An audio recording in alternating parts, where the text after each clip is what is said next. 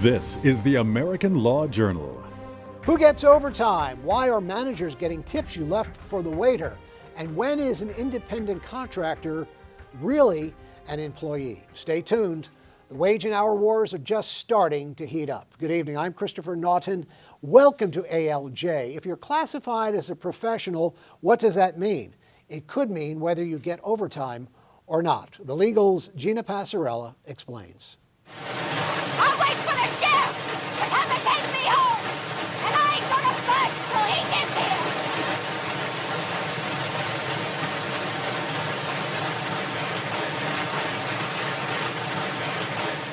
here. Labor battles, like the seasons, go in cycles, and wage, hour, and overtime litigation is in high gear. So there's a variety. It is the hottest area of litigation at the federal level by far. The battleground, so to speak, is quite broad. You can go from anywhere from misclassification to overtime to gratuities. The biggest trigger is the Department of Labor dramatically expanding who gets overtime pay. What they've proposed to do is taking it from a level that's around $21,000 a year to taking it to a level in excess of $50,000 a year. So it's more than a 100% increase, which is of concern to a lot of employers. If these new proposals go through, you'll have a lot less litigation. It'll be clear because anyone who is paid less than $50,000 will not be exempt from overtime. But as employers are finding out, even well-paid employees may be eligible for time and a half. Did a presentation to administration and said, look, you guys are severely underpaying. Charles Cuttic is a highly skilled, well-educated physician's assistant, earning a six-figure income, aiding doctors with intricate cardiac surgery. But when it came to working overtime, his hospital employer told him, we were not going to pay you time and a half for your extra hours. I had always thought, is this really kosher? But I didn't know if I had any precedent or labor law to stand on. And I just looked in the mirror and I said, no, this is wrong. This needs to be corrected. So Cuttic filed a collective action and won. The court finding that physician's assistants are eligible for overtime because they're not members of traditional professions of law, medicine, and teaching. And a physician assistant, by definition, does not practice medicine independently. And while overtime issues are hot, litigation is also booming over this simple question. Who gets the tip? How long have you been here? A month and a half. Good tips? I don't make tips. Serious? So where do the tips go? The owner. I can't believe that. There's some pending against some hotel chains. So the claim is, let's say for a catering service or a banquet, there's a mandatory gratuity on the bill, and the allegation is, well, that's not being passed on to the servers.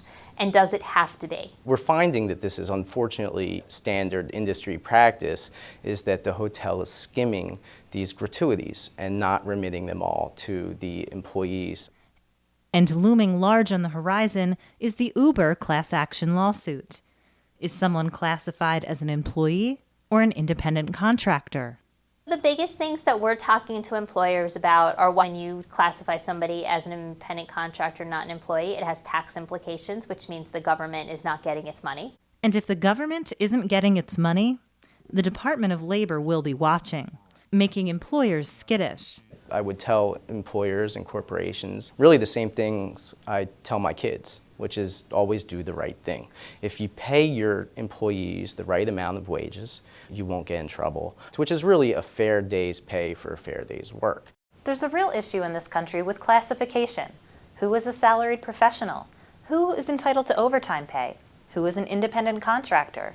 These issues have blossomed into national litigation and class actions.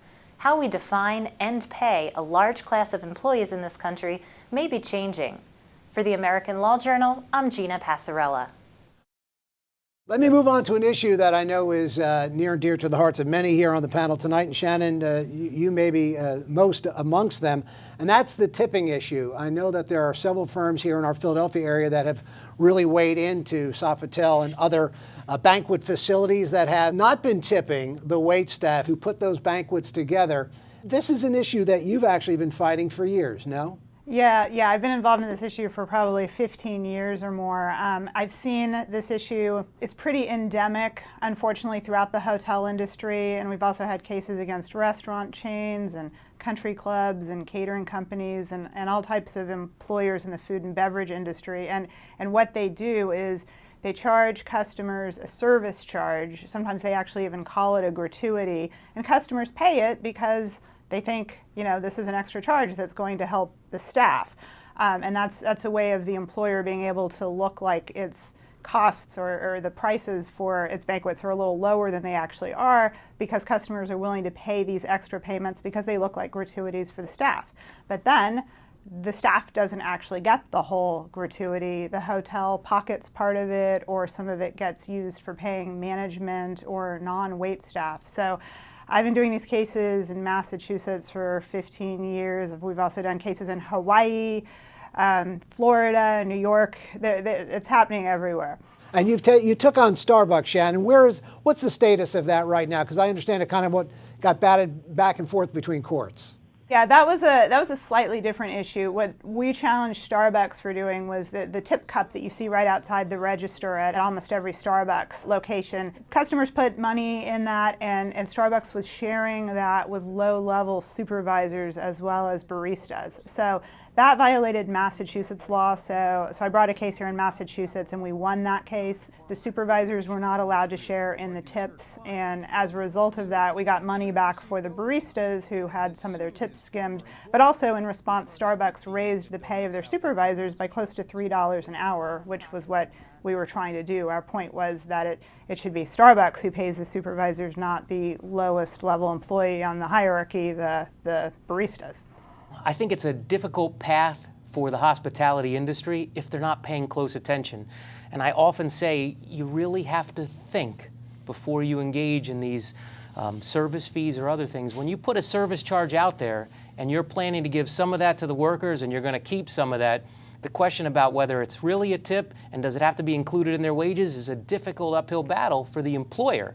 So I think that it's important to think about that and for the employer to plan ahead and figure out if they're going to charge a service charge, that's fine. If they want to give the user, the customer, a chance to provide a tip that's going to go directly to the employees, the banquet servers, that's a great idea, but I think there's some thought that needs to be given to that. Right, and I think what Jason, maybe he's not saying it directly, but what he really means is there really shouldn't be a lot of disagreement among us on this panel about the tipping issue when things are truly tips, because the rules about tips are actually pretty clear if it's really a tip, and if it's not a tip being disguised as something else by the management. So I think Jason's exactly right that this is a problem for employers, because there are many ways of misusing the extra charges that a customer or a consumer pays when it doesn't all go to the line level employee who's doing the work, right, and who the consumer thinks he or she is tipping. Right, no problem sharing the tip with the busboy or the bartender, but now if the owner or the manager starts dipping into that till, then they've got some problems. Right. And Chris, if I may add, yeah, go ahead, Joey. What we're seeing conceptually, it's a management issue, it's a training issue. Companies need to take the time to invest in training their managers and the key decision makers to properly and ethically uphold the law, so we won't have this litigation issue. If we're skirting around ethics and training our managers on how to conduct themselves appropriately with regards to tips, with regards to overtime, with regards to independent contractor or employee, that's where we have the trouble. It's the human error, it's the failure to abide by law, but also we're negating the fact that maybe managers aren't being trained to uphold these laws. And you mentioned there not only about tips, Joey, but also independent contractors. And let me segue to Shannon here, because again, Shannon, you're taking on Uber, and you thought Starbucks and FedEx was big. Someone said, I don't know, Uber might be too big to fail. What of it?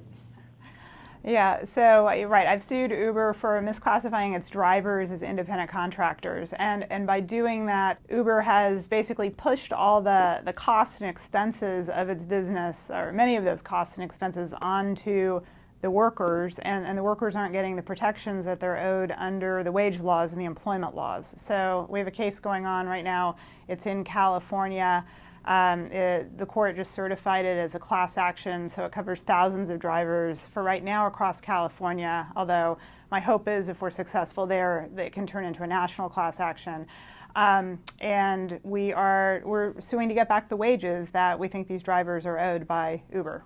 Why shouldn't these people be deemed as independent contractors? They use their own equipment, they essentially write their own ticket, they set their own hours. I mean, this goes back in some ways to some very classic law school definitions of when someone's an independent contractor and when someone is an employee. What's the strongest part of your argument that states that these people should be treated as employees, even if they want to be independent contractor entrepreneurs? Well, there are a bunch of factors that courts look at in determining who's an employee and who's an independent contractor. The fact that you can set your own schedule and set your own hours, that's not the question. The most important factor that courts look at generally is how much control does the employer have over you. And we have a lot of evidence that Uber actually has a lot of control over these drivers. It sets the standards. It decides who can drive and who can't drive. It sets the prices. Drivers can't negotiate how much they're going to charge. Drivers can't decide what rides they want to take and don't take because they'll get deactivated if they don't take pretty much every ride that's offered to them. Some other factors courts look at is this work being done in the usual course of business of the company? In other words, is this a company set up to provide the service that these workers are providing? And it is. Uber is a transportation service. The drivers are providing that transportation service to customers.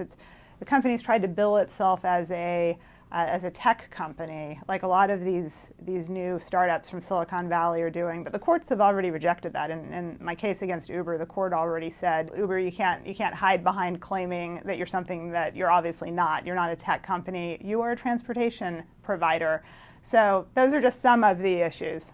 Didn't FedEx make a similar argument in a case that you took on against them? Yeah. So just as FedEx denied that it was a package delivery company, FedEx claimed that it was a logistics operation who connected people who wanted to send packages with small businesses who wanted to deliver packages. And that didn't go over very well in the courts, who said, no, FedEx, you're a delivery company. Just the same as Uber is trying to say that it's not a car service. But that's obviously what it is. So those are just some of the factors. Again, setting your own schedule. There are plenty of employees who can set their own schedule, who have flexibility from their employers as to when they work or even how much they work.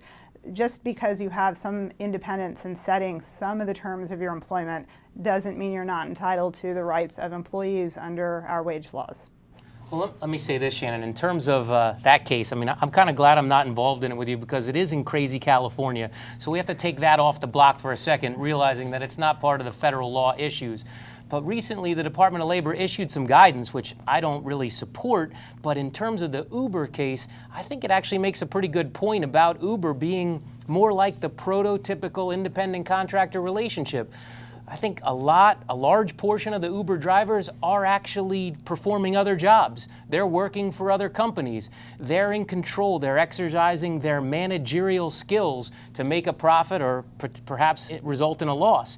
That's a critical factor that gets looked at. And I think, again, taking California out of the mix, that changes things significantly. But the Uber drivers in this sharing economy, I think it is a prototypical example of independent contractors. Well, for once, I'll sort of play the middleman here. I mean, I understand the point. I'm looking for support from Joey. Yeah. Well, he's sort of more of a neutral, probably. But I mean, Jason has a point about Uber drivers. They are kind of a unique category that we haven't seen before. There are a lot of part-time workers. There's a lot of people. There's a big mix of Uber drivers and a lot of Uber drivers that work in a lot of different settings for a lot of different periods of time and under a lot of different conditions. But I think it's important to remember that this particular type of classification, calling drivers independent contractors when they are subject to some very strong controls, this is something that Uber learned from the trucking industry that did this for decades. It's still doing it for a lot of the workers, and it's caused a lot of problems in the economy. For one thing, it's deprived the government of a lot of payroll taxes, which the government has gone about recovering in a lot of cases. But beyond that, it has also kept drivers from controlling their jobs when they're supposed to be independent contractors. Because they're classified as independent contractors, they have no choice really in what routes they accept and when they have to work and what kinds of loads they have to carry. And these are the hallmarks of a non-exempt employee. Shannon, where's the litigation right now, and what are you forecasting for us? Well, the case just got certified recently as a class action. We're still fighting over the contours of the class action, but it's been set for trial next summer in California, next June. So I'm looking forward to that trial. Okay. A word of advice for some of those you have taken on. There's a pizza place up there in Boston. I guess they were former adversaries of yours. They were actually bilking some of the employees to pay off some labor fraud charges. I understand you actually ended up taking over that pizza place, and no longer the upper crust. Now it's the just crust, right? Yes, that's right. That's right. Chicago or New York style? Oh, it's the best pizza anywhere. Local ingredients, and the workers are treated fairly. Boston style then, right? There you go. Boston style. Boston I want to style. thank Yes, Shannon yes, Liss-Riordan for joining us tonight from the law firm of Lichten and Liss-Riordan. Again, she's done dual with Starbucks, FedEx, and now with Uber. Shannon, thanks so much. We'll be keeping tabs on what's going on with that litigation for sure. Thank you. Thank you for having me. Have a good evening now. If I can add one more comment about the Uber situation. Go ahead, Joey, absolutely. And to provide support for Jason, I do think that is the prototypical independent contractor model. I mean, what we are experiencing here with the litigation, you're essentially litigating the American dream, where you have the ambitious, enterprising individual signing up for an opportunity to make more money on the side, perhaps pay off their student loans, perhaps get money for Christmas. So I think that by trying to litigate Uber and the opportunities that it presents for independent contractors, which I believe it is an independent contractor arrangement, you know, we're actually doing the opposite of what's intended. I think that there is a lot of opportunity for independent contractors to grow and excel under Uber. And if you really look at a lot of the guidelines or the quote-unquote guidelines that Uber provides, a lot of them are best practices for you to excel as you grow it in your independent contracting arrangement. So that would be my take on it. I think we can't litigate the American dream here. Let Uber flourish and see where things go. Let me ask a question of my remaining plaintiff's attorney on the set tonight. Is it becoming almost impossible to have people, quote unquote, hired as independent contractors? Do you think the way the DOL is moving, that they're putting some businesses in a vice that they should be exceedingly worried once they bring an independent contractor into their fold? No, I really don't think that at all. I mean, I think, again, the rules are fairly clear as they stand now, as they've always been. The DOL is trying to make them clearer, although putting in different thresholds. I think an employer that is straight up with its hires, that tells them exactly what their expectations are, that lets them exercise independent judgment if they are in fact independent contractors, or gives them benefits if they are employees and non-exempt employees, will have no problem. Jason, let me ask you this question, as I gave him a bit of a cross-examination question. Isn't this long overdue?